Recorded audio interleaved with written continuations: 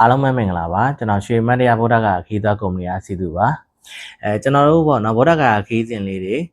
ကျွန်တော်တို့စတင်ပြီးတော့ထောက်ခါပါတော့မယ်ကျွန်တော်တို့10လပိုင်း2026ကနေပြီးတော့4လပိုင်း2029အထိပေါ့နော်ခီးစဉ်လေးတွေတော့ရှိပါတယ်အဲ့ခီးစဉ်လေးရဆိုရင်9ညရေး10ရက်ခီးစဉ်လေးတွေရှိမယ်9ညရေး10ရက်ခီးစဉ်လေးတွေရှိမယ်14ညရေး15ရက်ခီးစဉ်လေးတွေရှိပါတယ်ကျွန်တော်တို့ရဲ့ပထမဆုံးခီးစဉ်လေးကတော့တရင်ကျော်လာပြည့်နေ့ခီးစဉ်လေးဖြစ်ပါတယ်အဲ့ခီးစဉ်လေးရဆိုရင်ကျွန်တော်တို့10လပိုင်းမှာစတင်ထွက်ရှိမယ်10လပိုင်း21ရက်နေ့မှာစတင်ပြီးတော့ထွက်ရှိမယ်17လပိုင်း4ရက်နေ့မှာပြန်လည်ရောက်ရှိမယ်14ညရေး15ရက်ခီးစဉ်လေးဖြစ်ပါတယ်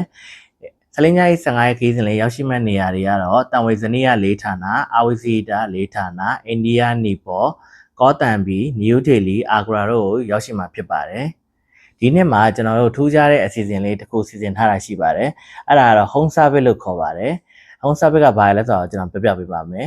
ကျွန်တော်တို့ပေါ့နော် home service ဆိုတာဒီအသက်ကြီးရွယ်အိုတွေအတွက်လည်းတော်တော်လေးကိုအဆင်ပြေပါတယ်ကျွန်တော်ရုံးကိုလာစုံစမ်းဖို့အခက်အခဲရှိတဲ့လူတွေပေါ့နော်အဲ့ဒါဆိုရင်ကျွန်တော်တို့အိမ်နိုင်ရာရောက်လာရောက်ပြီးတော့ရှင်းပြပေးပါမယ်နောက်တစ်ခုကဆိုရင်ပေါ့နော်ရုံးကိုတော့လာခြင်းနဲ့လာပြီးစုံစမ်းခြင်းနဲ့လာဖို့အတွက်အခက်အခဲရှိရဆိုရင်ကျွန်တော်တို့ကားကြိုဖို့လေး